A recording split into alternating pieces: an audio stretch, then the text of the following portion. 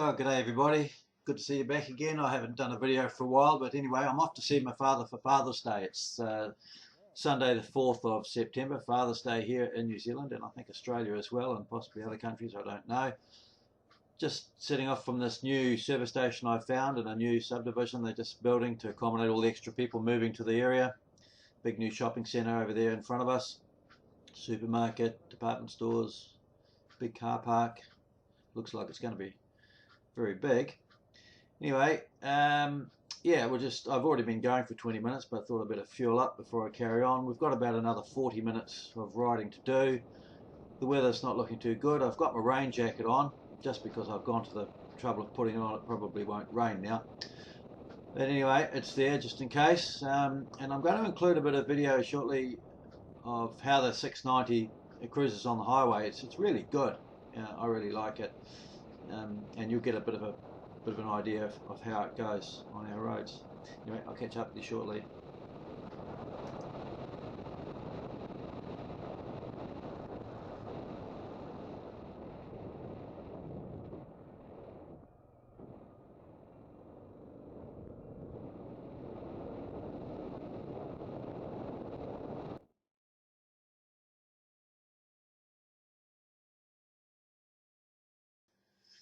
As I said, I just wanted to include this little bit to show you how well the 690 goes on the highway.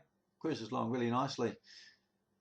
Plenty of power, plenty of uncomfortability. I don't know whether that's a word, but one thing that is not, the 690 is not good at is comfort on the old backside. The seat is pretty uncomfortable. It's okay at this stage because we haven't been going very long, and I wear cycle shorts underneath my gear because they've got the extra little padding in the crutch, and it helps with the sore bum. But I'm not going to change it because it's far better to have a really nice narrow seat when you're going off road than it is to have a really comfortable one when you're on road. And you can always put an air hook on there anyway. So that's what I'm going to do if I do it, or when I do a lot of big long road trips. Anyway, yeah, this is how well she goes. We're just going up a hill here. I'm talking over the video because my external microphone's not working. I had a couple of serious crashes at the beginning of the year and wrecked the microphone, but surprisingly the camera is still working, so I'm carrying on using it until I can afford to replace it. This is a highway over the Kaimai Range in New Zealand. It's a very busy highway during the week particularly. It's a lot of trucks come over the hill. Where I live in the Tauranga area is the biggest port in New Zealand. So all the produce, export produce I should say, that comes from the hinterland or the middle of New Zealand, the middle of the North Island anyway, particularly the Waikato region, all comes over this hill by truck, and there's a tunnel underneath that the train goes through as well, but a hell of a lot comes over this road over the top. So during the week it's really, really busy, and in the weekends you get a lot of weekend traffic, holiday traffic, because it's only an hour over the hill from Matamata, which is the town I'm going to. So it's very popular, especially in the summer, for people wanting to go to the beach just for the day because it's just so close. This going down this hill is quite dangerous. The road's a little bit damp, but not too bad, so it's nothing to worry about. But you'll notice how quickly the cars are coming up the other side of the road. Coming up there, it's a steep climb up, but the way the road's designed, it works like a racetrack, and all the slow traffic just stays in the left-hand lane, but everyone else tries to pass, and there's only two lines of yellow paint between you and the oncoming traffic, and you'll find on these corners, like this one's a dangerous one. You imagine a car coming around there in that passing lane fast, you've just got nowhere to go if it all turns to custard, and it quite often does. There are a lot of accidents on this road. Unfortunately, we just have to be careful and try not to get knocked over.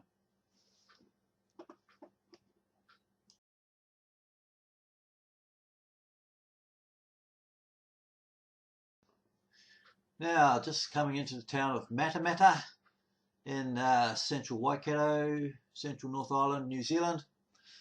This is where I was born here. Didn't spend much time here before my parents bought a farm further down the country and moved there, but I came back here and a lot of my misspent youth was spent here.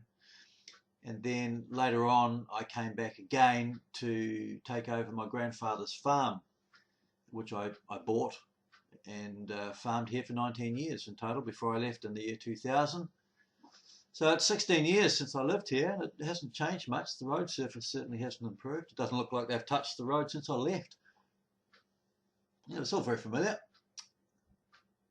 Whoops, watch out for him. Yeah, this is the town closest to where they filmed the Lord of the Rings trilogy and the Hobbit trilogy. The Hobbit part of it anyway, where the Hobbit village is set on a farm about 11 k's out of town, out the other side of town here.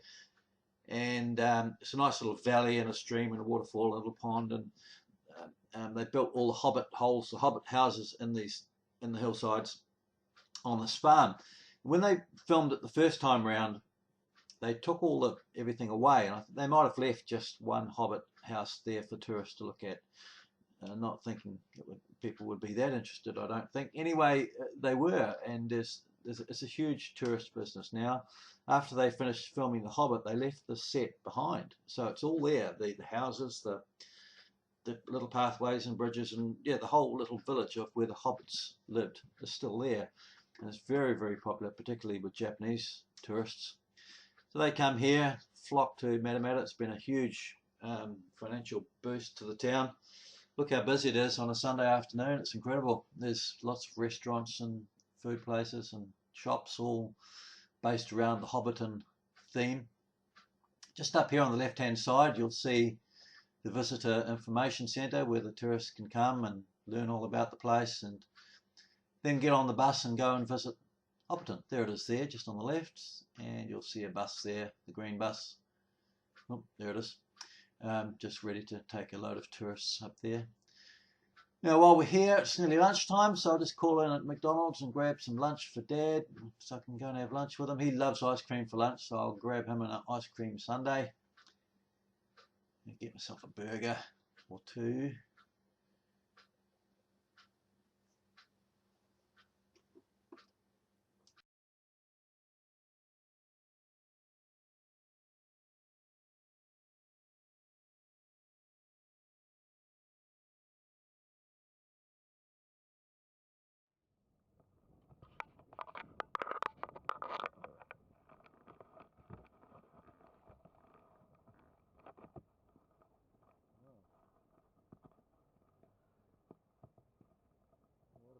Here at McDonald's, full of about 500 kids, and we're all heading over to...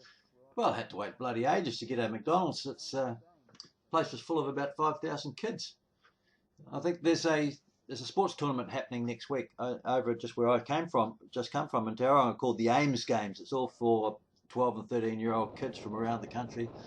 They all ship over there, and I just happened to be at McDonald's at the same time. There's 2 busloads of them are in there getting their lunch. Anyway, tricky business balancing McDonald's on the bike. I've got the ice cream in my backpack and a milkshake for myself. And the burgers will just sit there quite nicely until I only got to get about a couple of k's to go up the road, so it won't be long. I'll be there shortly. And here we are at the Matamata Cemetery. Dad hasn't been here long. He died last year on the 29th of September 2015, my birthday actually. So today's the 4th, as I said. So he's been here nearly a year.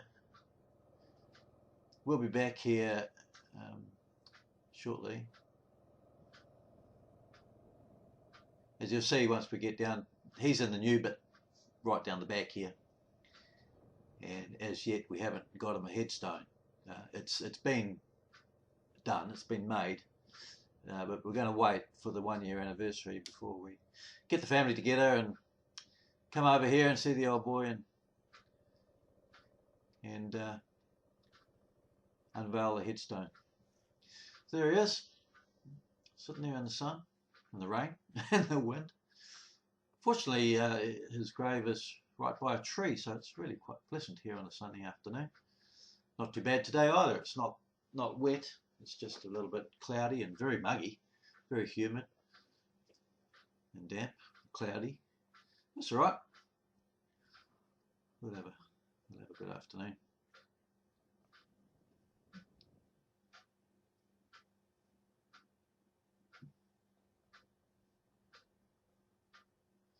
So happy Father's Day, Dad. Happy Father's Day to all the other dads out there. Hope you have a good one.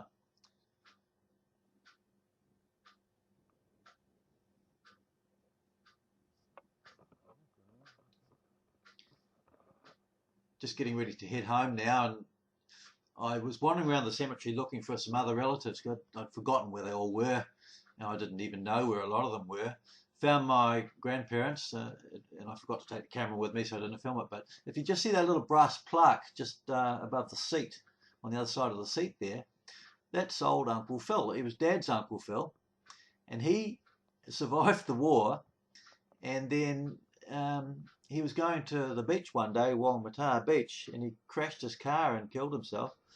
And according to the plaque there, he was a corporal in the army, and I didn't know that. He was a member of the Auckland Rifles, and he died on the 29th of June 1947, so only lasted 2 years after the war. Age 60 when he crashed the car. He had had a car full of eggs, apparently. Smashed all the eggs. Of course, that's Dad's story anyway. So I found old Uncle Phil, so that was quite nice. There are some other members of the family buried in the cemetery further ahead there, where all the old part of the cemetery is, the old graves. I tried looking for them, but I do know that the headstone fell over and broke, and the council wanted it taken away, so Dad took it away. And I had it for years, looked after it while I was on the farm, but I don't know what happened to it when after I moved it. It disappeared. It's probably my brother's got it, but I can't remember.